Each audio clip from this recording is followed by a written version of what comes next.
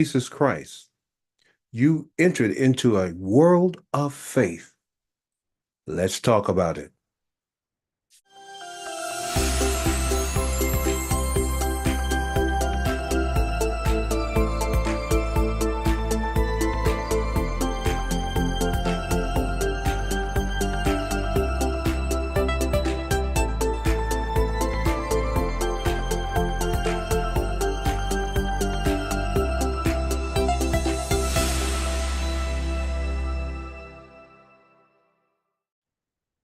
Hello, this is Brother Kevin. I'd like to welcome you to our sixth foundational series.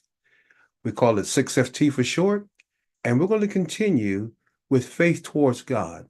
Now, in the last video, I shared with you really faith towards God, where it lines up with conversion or what you have to do to be converted.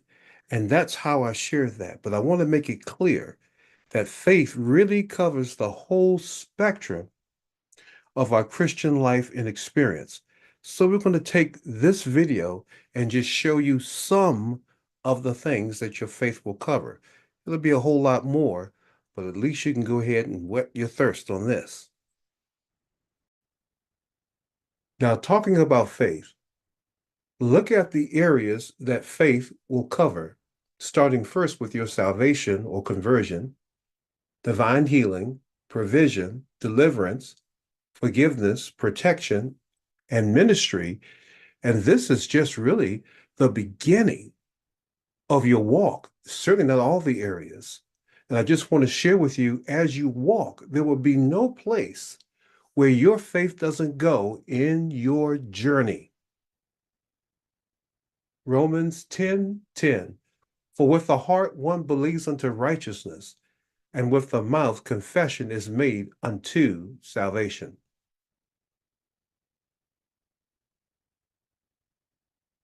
The word of God must enter the heart and work its way through the mouth. James 2:18. But someone will say, you have faith and I have works. Show me your faith without your works, and I will show you my faith by my works. But do you want to know, O foolish man, that faith without works is dead?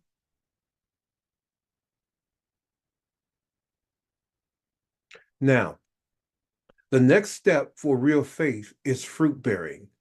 Our actions will demonstrate where our faith really is. Now, as you can see, when you are moving on any level of faith, when you hear the word of God, it must move into your heart to take that first action of faith, which is to believe. And then it has to work its way out of your mouth, which is the second step. I call this the heart and mouth concept. And it's everywhere in the New Testament, particularly when Jesus does teaching. And we're going to get into the prayer of faith later on down the road, and you're going to see just how important this concept is. I hate to use the word concept. I really should say revelation. But anyway, your faith has to cover all these different areas. These are not all separate areas. These areas are all to be fulfilled by your faith in Jesus. It's just that the first one was for your salvation, giving your life to Christ. But you'll need it for divine healing if you're sick. You'll need it for protection. You'll need it for direction. You'll need it for forgiveness and relationships. Trust me, it takes faith to be able to maintain healthy relationships. You'll need it for provision. In fact, there's nothing that your faith won't cover. What's going to give you the anchor, though, is the promises. This is what it says in 2 Peter, the first chapter. It says that God, having given us great exceeding precious promises, that by these, the promises, you may have access to the divine nature, having escaped the corruption that is in the world through lust. So if you want to access God's characteristics, you have to access it by faith on the promises. That's the connection. So the word has to be heard first.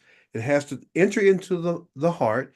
It has to come out of the mouth, and it has to be worked out into your actions. Now, James takes a very strict approach to faith. I like James because he's no nonsense.